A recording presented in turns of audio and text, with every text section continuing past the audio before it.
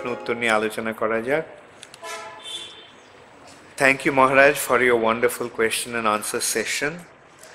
Maharaj, for perfection in Krishna consciousness in household life by process of sadhana bhakti, is it necessary for them to have some or similar standards, same or similar standards for morning program as temple? Because by perfection of sadhana bhakti only, one can gradually come to bhava bhakti. Please enlighten. Vishwambhar Kripadas. Hare Krishna. If that standard can be maintained, yes, that is desirable, that's wonderful. But for the householders to maintain that such a high standard often may not be possible. Because you see, the problem with the householders is that they have to earn their livelihood. For that they have to work. And that means, good 8, not 8, with transport and everything. It's about 12 hours just goes in earning money. So then they're left with another 12 hours at the most in a day. So out of that 12 hours, they have to sleep for at least 7 hours, 8 hours. They're left with 4 hours. They have to eat, they have to go to market, they have to do different things. So how much time they're left with? And to properly chant 16 rounds takes about 2 hours. So that's why we have to be practical, like we cannot really expect them to maintain such a high standard that is there in the temple. But the thing is that they should be encouraged to do as much as they can. That is the problem in today's age, today's time. The time is very, very difficult because life has become very complex, very difficult. You see, in the early days, people used to live in the villages, most of the people. Even those who used to live in the city, they were not working like this. And Prabhupada used to say that if a person has 2 acres of land and 2 cows, he could maintain a family. Not even 2 acres, 2 bighas. About 3/4 of an acre of land. 1 acre land and 2 cows, one could maintain his family. But can one do that now? No. To maintain a proper household, one needs, I don't know how much one needs. At least it must be, one must need a good $8,000-10,000 rupees at least. So, and that money is not going to come just like that. They have to earn that livelihood.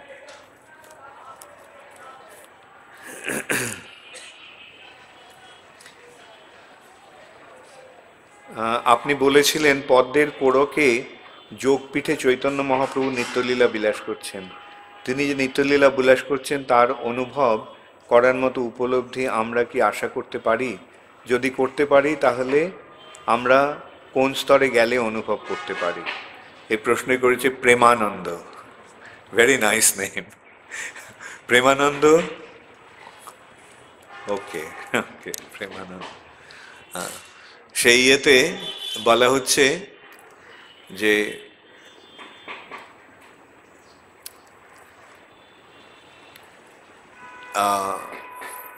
যারা শুদ্ধ ভক্ত অদ্যাপিহ নিত্যলীলা করে গৌর রায়, কোনো কোনো ভাগ্যবানে দেখিবারে পায়। মায়াপুরে নবদ্বীপে যোগপীঠে চৈতন্য মহাপ্রভু তার নিত্যলীলা বিলাস করছেন। যারা ভাগ্যবান অর্থাৎ যারা শুদ্ধ ভক্ত তারা সেটা দর্শন করতে পারে। শুদ্ধ ভক্ত হলেই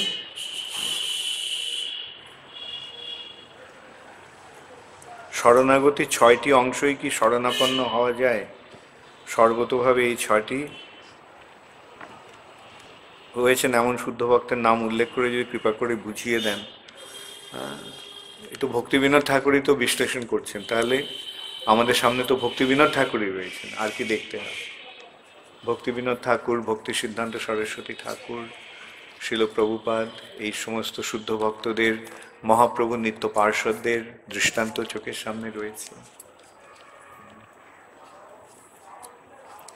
শ্রী চৈতন্য মহাপ্রভু ভগবানের লাদিনী শক্তির সম্মিশ্রণের প্রতিভূ। আমরা যখন মহাপ্রভুর দিকে তাকাই, তার নয়ন ভোলানো ভুবন মোহিনী চোখের মধ্যেই শুধু ভগবান কৃষ্ণের রূপ দর্শন করার অনুভব উপলব্ধি করি, কিন্তু অবশিষ্ট সর্ব অঙ্গ শুধু তপ্ত কাঞ্চন গৌরাঙ্গী রূপ। দয়া করে ব্যাখ্যা করুন। কে এটা? সূর্যকান্ত কর। সূর্যকান্ত কর কে?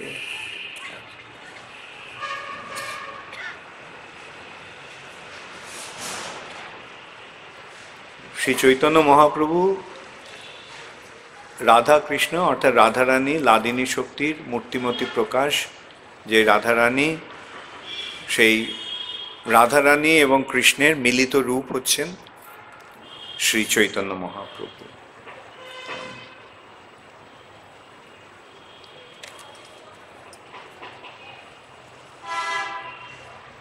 আপনার প্রশ্নটি, যাই হোক, আপনি বিশ্লেষণ করতে বলেছেন, কিন্তু কি যে বিশ্লেষণ করতে বলেছেন সেটা স্পষ্ট বোঝা যাচ্ছে না এখানে। আপনি লিখছেন, তার নয়ন ভোলানো ভুবন মোহিনী চোখের মধ্যেই শুধু ভগবান কৃষ্ণের রূপ দর্শন করার উপলব্ধি করি। মহাপ্রভুর চোখে আপনি দেখেছেন ভগবানের রূপ? হ্যাঁ, ওসব কবিত্ব ছেড়ে দিন। হ্যাঁ, প্রভুপাদের বই পড়ুন, হ্যাঁ, পুরো তত্ত্বজ্ঞানটা জানবার চেষ্টা করুন। এটা সেন্টিমেন্টের ব্যাপার নয়। হ্যাঁ, it's a matter of realisation. হ্যাঁ, যে মহাপ্রভুর রূপ চোখে, মহাপ্রভুর নয়ন ভোলানো চোখে কৃষ্ণের রূপ দর্শন করছি, সেগুলো হ্যাঁ আপনি করতে পারেন, তবে প্রকৃতপক্ষে যে উপলব্ধি যেটা, সেটা ইয়ের মাধ্যমে, যথাযথ শিক্ষার মাধ্যমে হবে। হরে কৃষ্ণ মহামন্ত্র কীর্তন করুন, হ্যাঁ, হরে কৃষ্ণ মহামন্ত্র জপ করুন। এই জপের প্রভাবে মহাপ্রভুর কৃপা লাভ হবে। এই যে নিয়ে আলোচনা হচ্ছে, শ্রীকৃষ্ণ চৈতন্য প্রভু জীবে দয়া করি, সপার্ষদ স্বীয়ধাম সহ অবতরী, অত্যন্ত দুর্লভ প্রেম করিবারে দান, শিখায় শরণাগতি ভকতের প্রাণ। তিনি শরণাগতি শিক্ষা দিচ্ছেন, শরণাগত হন, হ্যাঁ, তাহলেই এটা আপনা থেকেই প্রকাশ পাবে। হ্যাঁ, আত্মনিবেদন means surrendering ourselves unto Krishna. But does that mean that we should not worry about ourselves at all? Should not we protect ourselves? এর নামটা কি? অর্ষিয়া সাহা?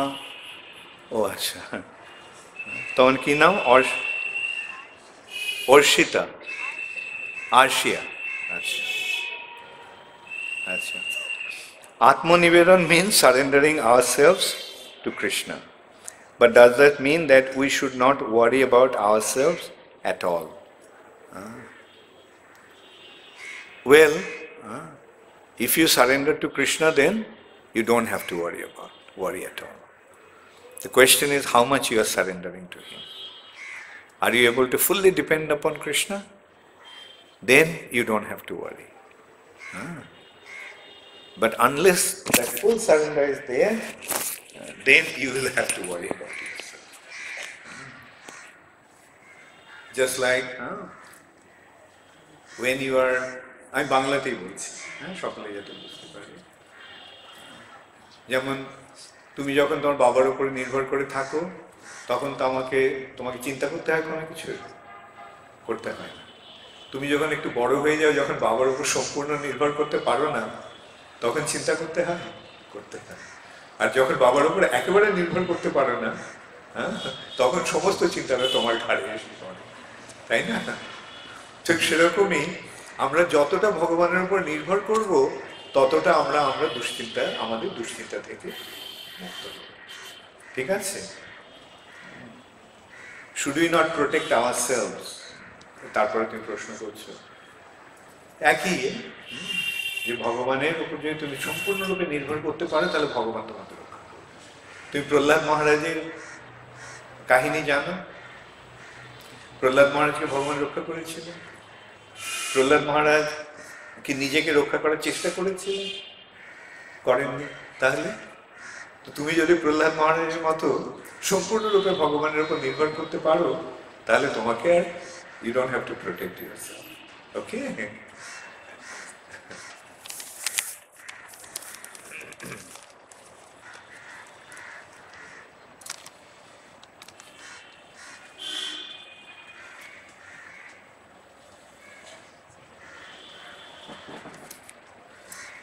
হিন্দু শাস্ত্রে রয়েছে যে ব্রহ্মা, বিষ্ণু এবং শিব এনারাই বিশ্ব ব্রহ্মাণ্ড পরিচালনা করছেন। এমনকি বিষ্ণুর 10 অবতারের মধ্যে শ্রীকৃষ্ণের নামের উল্লেখ নেই। তাহলে শ্রীকৃষ্ণ যে বিশ্ব ব্রহ্মাণ্ডের নিয়ন্তা তা কি করে বুঝবো? জ্যোতির্ময় চক্রবর্তী। জ্যোতির্ময় চক্রবর্তী, আচ্ছা আপনি প্রশ্ন করেছেন, আচ্ছা ভালো। এই যে আমি গানটা গাইলাম কিছুক্ষণ আগে, গান গাইলাম না, আমি যে কবিতাটির আলোচনা করলাম, তব ইচ্ছা মতে ব্রহ্মা করেন সৃজন, তব ইচ্ছা মতো বিষ্ণু করেন পালন, তব ইচ্ছা মতে শিব করেন সংহার। তাহলে কার ইচ্ছায় এরা করছেন? কিন্তু কার ইচ্ছায় করছেন? শ্রীকৃষ্ণের ইচ্ছায়। হ্যাঁ, আচ্ছা আপনি যে বলছেন যে হিন্দু শাস্ত্রের উল্লেখ নেই, আপনি দশাবতারের উল্লেখ করেছেন, দশাবতারে কৃষ্ণের নাম নেই। দশাবতারে কৃষ্ণের নাম নেই না, দশাবতারের প্রতিটি শ্লোকে কৃষ্ণেরই কথা বলা হচ্ছে। কেশব ধৃত নরহরি রূপ, কেশব ধৃত মীন শরীর, কেশব ধৃত সুকর রূপ। তাহলে কেশবটি কে? কেশবটি কে? সুতরাং এইভাবে এটা বুঝতে হবে, শ্রীকৃষ্ণেরই এরা অবতার। শ্রীকৃষ্ণ অবতার নন। এতে চাংশ কলা পুংস কৃষ্ণস্তু ভগবান স্বয়ং।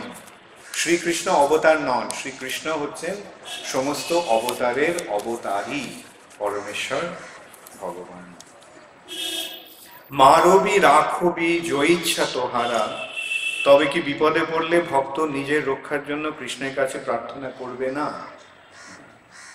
সেটাও নির্ভর করবে যদি সম্পূর্ণরূপে ভগবানের ওপর নির্ভরশীল যে ভক্ত, তিনি ভগবানের কাছে প্রার্থনা করেন না, তিনি পক্ষান্তরে ভগবানের উপর নির্ভর করে থাকেন যে মারবি রাখবি জয়িচ্ছা তোহারা। আর যারা ততটা উন্নত স্তরের ভক্ত নয় তারা করতে পারে ভগবানের কাছে প্রার্থনা, কোনো ক্ষতি নেই, কোনো অসুবিধা নেই। এই প্রশ্নটি করেছেন জয়েশ দাস। জয়েশ, ওকে। হ্যাঁ, তাহলে যেমন যখন আমরা প্রহ্লাদ মহারাজের ইয়ে দেখতে পাই, প্রহ্লাদ মহারাজ কি ভগবানের কাছে প্রার্থনা করছেন রক্ষা করো রক্ষা করো?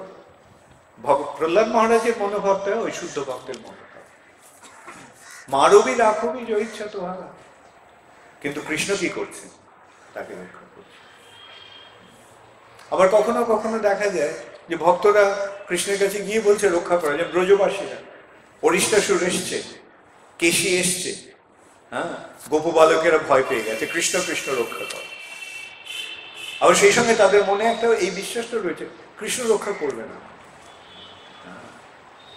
অঘাসুরের মুখে যখন গোপ বালকেরা ঢুকতে যাচ্ছে তখন ভয় হচ্ছে কি একদিক দিয়ে, তারপরে তাদের মনোভাব হচ্ছে কৃষ্ণ তো আছে, ভয়ের কি আছে, চলো দেখি কি আছে।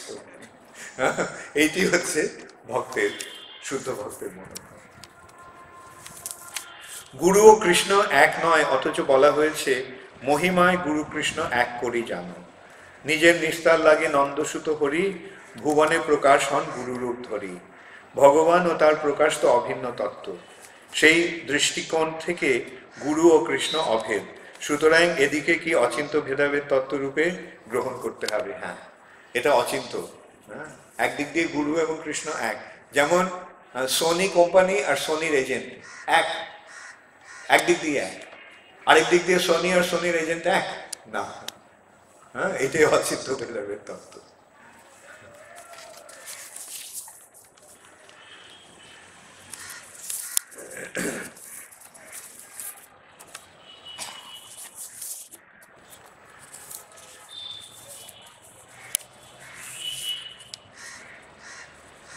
আমাদের পৃথিবীতে জন্ম কেন? এতক্ষণ ধরে এত আলোচনার পরেও এই প্রশ্ন আসছে। পৃথিবীতে জন্ম হয়েছে দণ্ডভোগ করার মাধ্যমে নিজের অপরাধগুলিকে জেনে ভগবানের শরণাগত হওয়ার জন্য। বিশেষ করে এই যে মনুষ্য জন্ম, তার একটা পরম সৌভাগ্য যে আমরা এই জন্ম লাভ করার ফলে ভগবানের শরণাগত হতে পারি।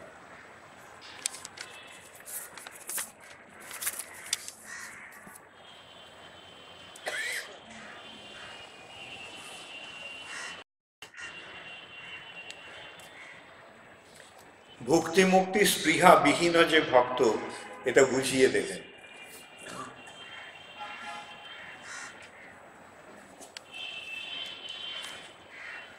নিমাই নস্কর, নিমাই নস্কর। ভক্তি মানে ভোগ করার বাসনা, আর মুক্তি মানে জড়জগতের বন্ধন থেকে মুক্ত হয়ে যাওয়ার বাসনা। স্পৃহা মানে ইচ্ছা বা অভিলাষ বা বাসনা। তো এখন যে ভক্তের জড়জগৎ থেকে ভোগ করার বাসনা নেই, আর জড়জগৎ থেকে মুক্ত হয়ে যাওয়ারও কোনো রকম ইচ্ছা নেই, তার একমাত্র ইচ্ছা হচ্ছে ভগবানের সেবা করা, সেইটি হচ্ছে শুদ্ধ ভক্তের লক্ষণ। তার একমাত্র, আমি মুক্ত হয়ে গিয়ে কি করব? মুক্ত হয়ে আমি কি করব? এটা তো ভাবতে হবে। মুক্ত হয়ে, কারাগার থেকে আমি মুক্ত হয়ে গেলাম, তারপরে কি করব? বাইরে এসে যে চাকরি না পাই তাহলে তখন কি হবে? কারাগারে দণ্ডভোগ করছি, দণ্ডভোগ করার পরে যখন আমি বেরিয়ে এলাম কারাগার থেকে, তারপরে বেরিয়ে এসে তো কিছু করতে হবে। এখন সেই কাজটা যদি আমি কারাগারে থাকতেই পেয়ে যাই, তাহলে কারাগার থেকে বেরোবার কি প্রয়োজন? যেমন আমি সব কারাগার থেকে বেরিয়ে এসে সবচেয়ে ভালো কাজ কি হতে পারে? রাজার সেবা করা। এবং রাজার সেবা আমি রাজার প্রাসাদে থেকে করতে পারি, আবার কারাগারে থেকেও করতে পারি। সুতরাং আমি যদি রাজার অনুগত দাস হই, তাহলে আমি যেখানেই থাকি সেখানেই আমি রাজার সেবা করব। সেইটি হচ্ছে শুদ্ধ ভক্তের মনোভাব।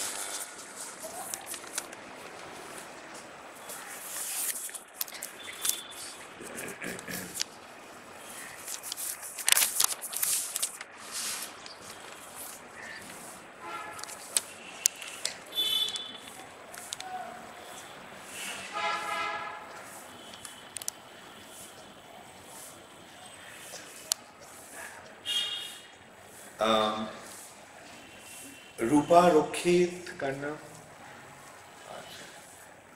ইস্কনে আসার আগে আমি রামকৃষ্ণ দীক্ষায় দীক্ষিত হয়েছি। বর্তমানে আমি 16 মালা জপ করি এবং কৃষ্ণ ভজনা করি। আমি ইস্কন থেকে দীক্ষিত হতে চাই, এটা কি সম্ভব? করা উচিত হবে কি?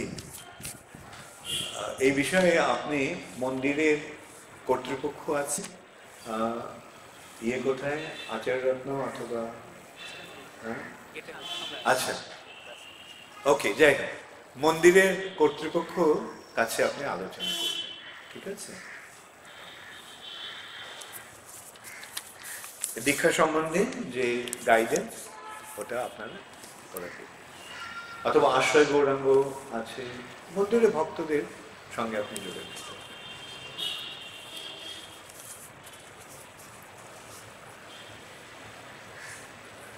আপনি বলেছেন ভক্তি মুক্তি স্পৃহা বিহীন যে ভক্ত, লভ হইতে তাকে সঙ্গ অনুরক্ত, তাকে উত্তম ভক্ত বা শুদ্ধ ভক্ত বলছেন।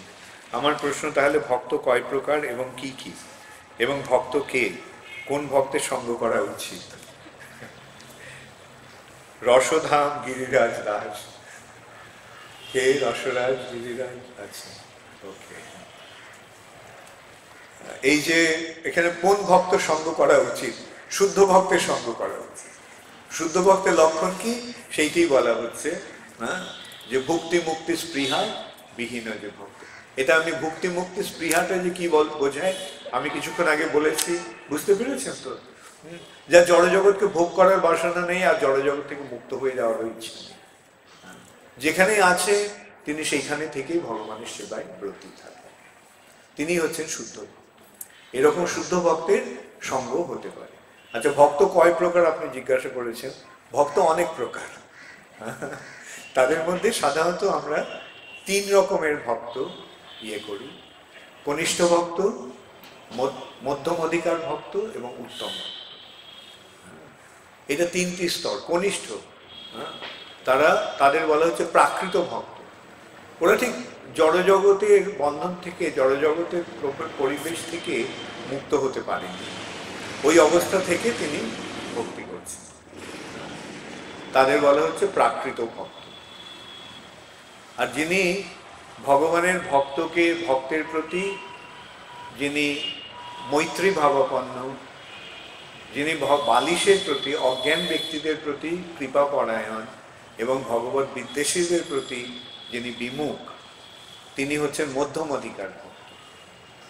আর উত্তম অধিকার ভক্ত হচ্ছেন যিনি যার অন্য কোনো অভিলাষ নেই, যিনি জ্ঞান এবং কর্মের বন্ধন থেকে মুক্ত। এইটি সাধারণত 3 প্রকার ভক্ত। আরেকটি বর্ণনা এইভাবে হয়: শুদ্ধ ভক্ত এবং মিশ্র ভক্ত।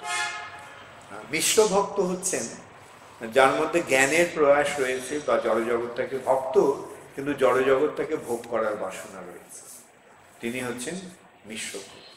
অথবা যার মধ্যে জ্ঞানের প্রভাব রয়েছে, যিনি ভক্ত কিন্তু মুক্তি লাভ করতে চান, এরা হচ্ছে মিশ্র ভক্ত। এখন যাদের জড়জগতে ভোগ করার বাসনা নেই এবং জড়জগতের বন্ধন থেকে মুক্ত হওয়ারও কোনো রকম ইচ্ছা নেই, তারাই হচ্ছেন শুদ্ধ ভক্ত।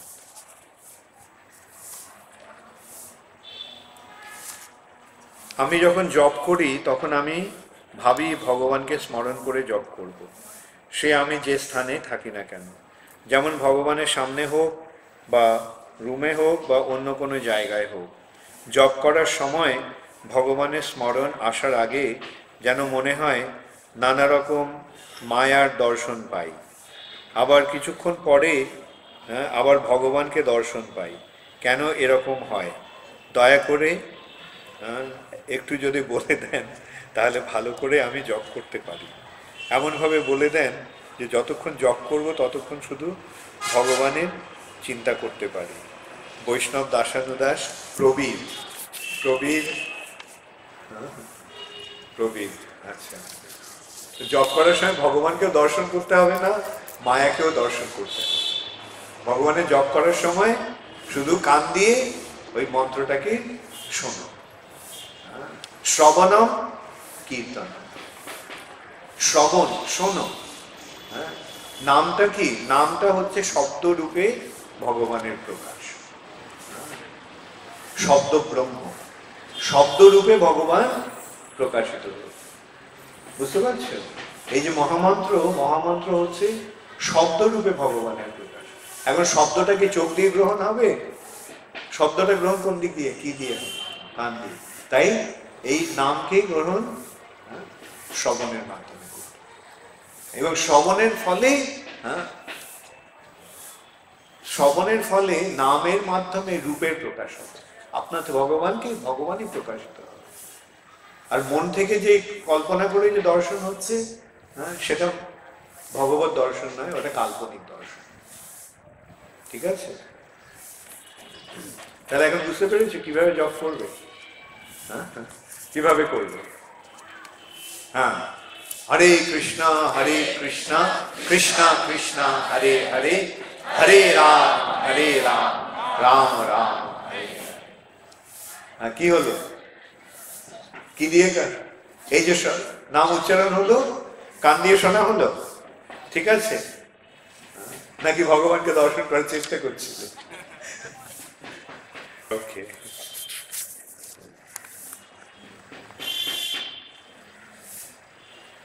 হরে কৃষ্ণ মহারাজ, আপনার সুপ্রবচনে জানতে পারলাম শরণাগতি হতে কৃষ্ণ প্রেম লাভ হবে। শরণাগতি তো প্রভুর চরণে নিত্যদাস হিসেবে প্রভুর সেবা করার জন্য। সেখানে প্রভুর প্রতি যে ভালোবাসা হবে তার প্রকৃতি কি, আস্বাদন বা কী রকম? হ্যাঁ, সেটা তো আমি ভাষায় বলতে পারবো না, আপনি নিজে আস্বাদন করে দেখুন। হ্যাঁ, প্রশ্নটা করেছেন স্বপন সাধু। স্বপন সাধু, আচ্ছা, ঠিক আছে। হ্যাঁ, যেমন আপনি কখন জিজ্ঞাসা করেন যে এই খাওয়াটা খেলে এর স্বাদটা কিরকম হবে?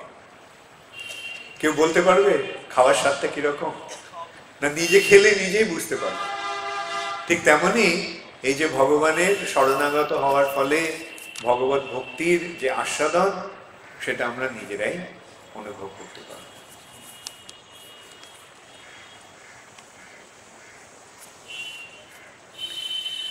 আমরা জানি যে আত্মহত্যা করলে প্রচুর পাপ হয়, কিন্তু কোনো কৃষ্ণ ভক্তিতে নিযুক্ত ব্যক্তি যদি কোনো জাগতিক কারণে আত্মহত্যা করে এবং আত্মহত্যা করার সময় যদি কৃষ্ণ নাম করে, তবে সেই ব্যক্তির পাপ হবে না পুণ্য।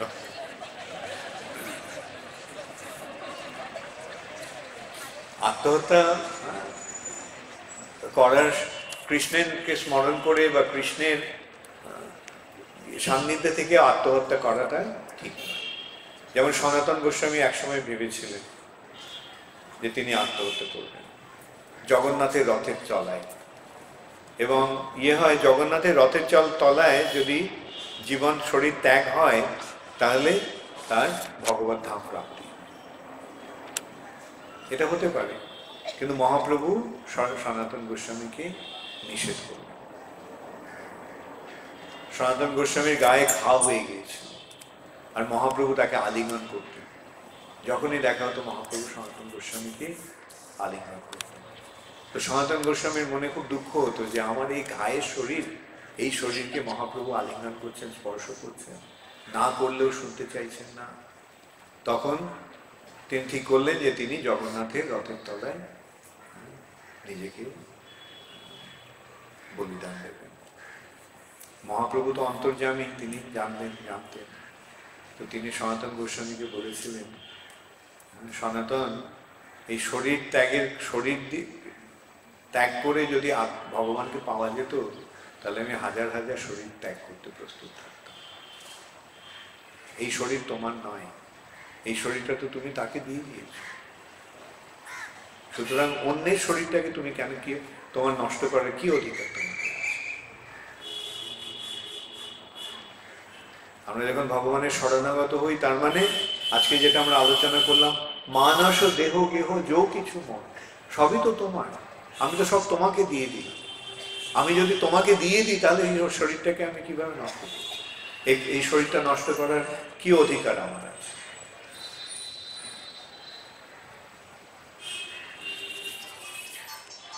আচ্ছা, সুবল পাল ও অরূপ পাল এই প্রশ্ন করে। আচ্ছা, আত্মহত্যা করার কথা চিন্তা করতে হবে, ভাবতে হবে। ঠিক আছে, ভগবানের ভক্ত হও, তাহলে দেখবে দুঃখ সুখ সবই সহনীয় হয়ে।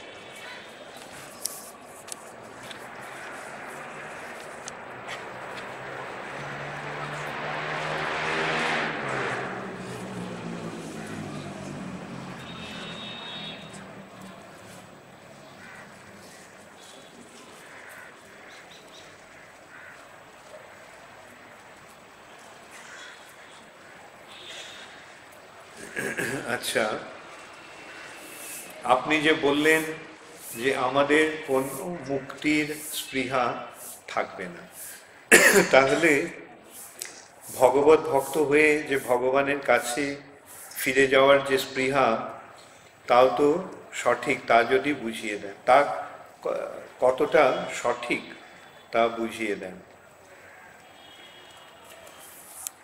হ্যাঁ, এটা আমি কিছুক্ষণ আগে আলোচনা করলাম যে ভগবানের দাস, সে কি, অথবা যে দাস বা চাকর, চাকর কি প্রভুর কাছে দাবি করে যে আমি আপনার বাড়িতে থেকে আপনার সেবা করব, অথবা ওখানে থেকে সেবা করব, তা না হলে করব না? হ্যাঁ, চাকরের মনোবৃত্তি কিরকম থাকে?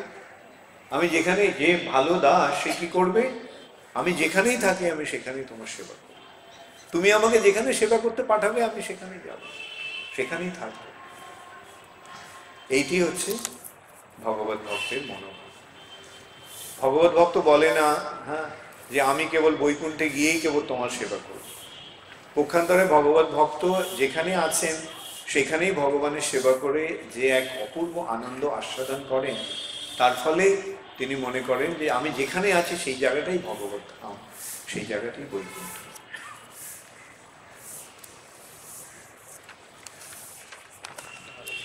আরো আছে ওকে, ভালো এই প্রশ্নগুলি, ভালো, কেন প্রশ্নের মাধ্যমে আলোচনাটাকে আরো কার্যকরী হয়ে ওঠে।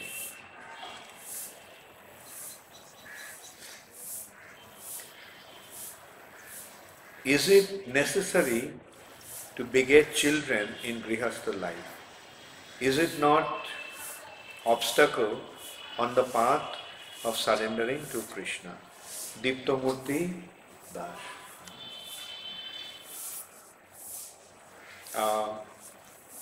If there is no desire to have children, then why go? Why become a Grihastha? The purpose of Grihastha life is to have children, procreation. So if you don't want children, then don't get married. Alright? Then there won't be any obstacle. Okay? If children is an obstacle in your devotional life, then don't get married. But if you get married, then have children. And train them up to become devotees of Krishna.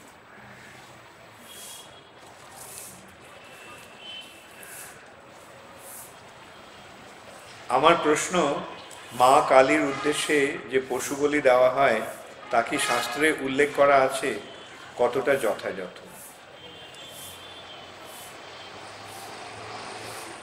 দেবী দুর্গা তো পরম বৈষ্ণবী, তাহলে ওনাকে বা মা কালীকে আমিষ ভোগ লাগানো হয় কেন? এই প্রশ্নটি করেছেন নীলাঞ্জন সরকার। নীলাঞ্জন সরকার, আচ্ছা, তার মানে নীলাঞ্জনা সরকার। আচ্ছা, ঠিক আছে। কালীর কাছে পশু বলি দেওয়ার একটা প্রথা রয়েছে, সেটা হচ্ছে ঠিক মাকে ভোগ লাগাবার জন্য না, কালীকে পশু বলি দিয়ে কালীকে ওই পশুটা খাওয়াবার জন্য কালীকে পশু বলি দেওয়া। আপনি যেটা বলেছেন যে কালী বা দুর্গা তারা তো বৈষ্ণবী, হ্যাঁ, তারা সুতরাং আমিষ ভোগ তারা করেন। কালীঘাটে গিয়ে দেখবেন কালীকে যে প্রসাদ দেওয়া হয় সেটা প্রথমে শালগ্রাম বা বিষ্ণুকে নিবেদন করে সেটি কালীকে ভোগ দেওয়া। আর এই যে পশু বলি, এটা হচ্ছে যারা পশু মাংস আহার না করে থাকতে পারে না, তাদেরকে বলা হচ্ছে যে মায়ের সন্তানকে তোমরা হত্যা করছো তোমার উদর তৃপ্তির জন্য, অতএব মায়ের অনুমতি নিয়ে সেটা কর। সেটাই হচ্ছে কালীর কাছে বলি দেওয়ার পন্থা। সেটাও যে কোনো দিন যে কোনো সময় গিয়ে করলে হবে না, একটা নির্দিষ্ট সময়ে অমাবস্যার দিনে একটা নির্জন স্থানে অর্থাৎ জঙ্গলের মধ্যে গিয়ে সেইভাবে বলি দেওয়া হতো। আর সেই বলি দেওয়ার সময়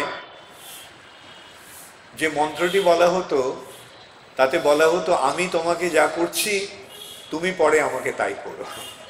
অর্থাৎ আমি তো আমাকে এখন বলি দিচ্ছি, পরে তুমি আমাকে বলি দিও।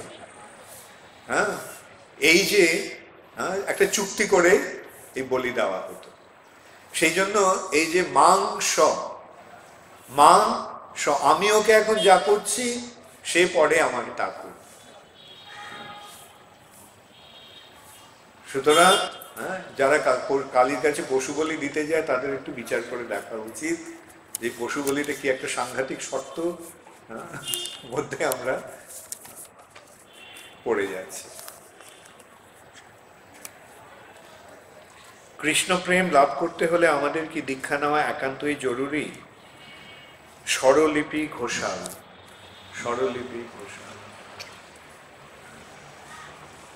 দীক্ষার মাধ্যমে ভক্তি জীবনে শুরু হয় সাধারণত, তো সেই জন্য দীক্ষা নেওয়ার প্রয়োজন রয়েছে। তবে যদি কৃষ্ণ নামটা তো মহাপ্রভু দিয়ে গেছেন, সুতরাং কৃষ্ণ নাম করলে দীক্ষা না নিলেও চলে। কৃষ্ণ নাম সেই সম্বন্ধে বলা হচ্ছে যে মহাপ্রভু এই হরে কৃষ্ণ মহামন্ত্র দান করলেন, দান করে তিনি বলছেন যে প্রভু কহে কহিলাম এই মহামন্ত্র, ইহা সবে জপ গিয়া করিয়া নির্বন্ধ, ইহা হইতে সর্বসিদ্ধি হইবে তোমার। এই নাম জপের ফলে তোমার সর্বসিদ্ধি লাভ। এবং তারপরে বলা হচ্ছে যে যে দীক্ষা পুরশ্চর্যা বিধি, এই যে হরে কৃষ্ণ মহামন্ত্র, এটি দীক্ষা পুরশ্চর্যা বিধি অপেক্ষা না করে জিহ্বা স্পর্শে আচণ্ডালে সবারে উদ্ধার। এই হরে কৃষ্ণ মহামন্ত্র দীক্ষা এবং পুরশ্চর্যার অপেক্ষা করে না, এবং জিহ্বা স্পর্শে চণ্ডাল পর্যন্ত সকলকে উদ্ধার করে দেয়। তাহলে প্রশ্ন আসছে যে দীক্ষা তাহলে নেওয়ার প্রয়োজনটা কি? দীক্ষার দুটো দিক রয়েছে, একটা হচ্ছে মন্ত্রপ্রাপ্তি, আর একটা হচ্ছে আত্মসমর্পণ। দীক্ষাকালে শিষ্য করে আত্মসমর্পণ, সেই কালে কৃষ্ণ তারে করে আত্মসমর্পণ। এই যে আত্মসমর্পণ ভগবানের প্রতিনিধির কাছে, এই আত্মসমর্পণ করার জন্য দীক্ষাটা প্রয়োজন। তবে কেউ যদি দীক্ষা নেওয়ার সুযোগ যদি না হয়, তাহলেও কোনো অসুবিধা নেই, হরে কৃষ্ণ মহামন্ত্র জপ করার ফলে তিনি উদ্ধার লাভ করবেন।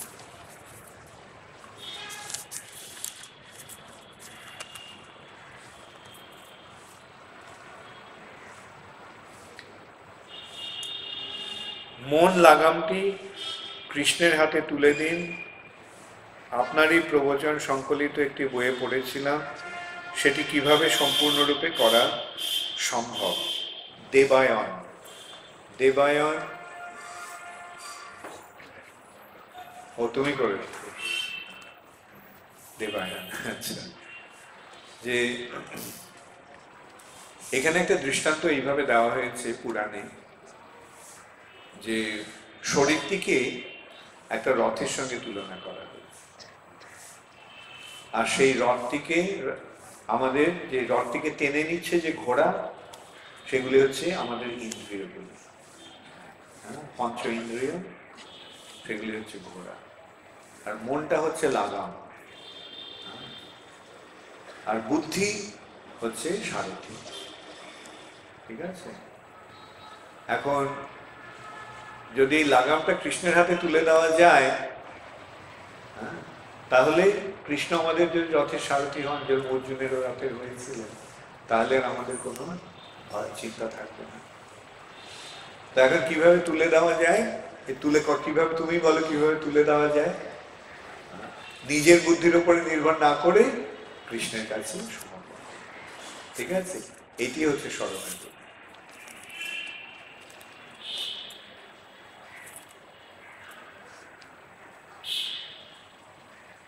আপনি বললেন যে অনেকে বলে ভগবান যখন ইচ্ছা করবে তখন ভক্তি হবে, আবার অনেকে বলে আমার এখন খাওয়া দাওয়া ও সুখ ভোগের সময়, তাদের ক্ষেত্রে আপনি কি বলবেন? হ্যাঁ, খাওয়া দাওয়া সুখ ভোগের সময়, তো সেই সঙ্গে এটাও মনে রাখতে হবে, হ্যাঁ, যে খাওয়া দাওয়ার সুখ ভোগটা চিরকাল থাকবে না, এক সময় দুঃখ, মহা দুঃখ আসবে, সেই জন্য যদি প্রস্তুত থাকতে হবে। যদি খাওয়া দাওয়া সুখ ভোগ করতে চাও, তাহলে দুঃখ ভোগের জন্য প্রস্তুত থাকো।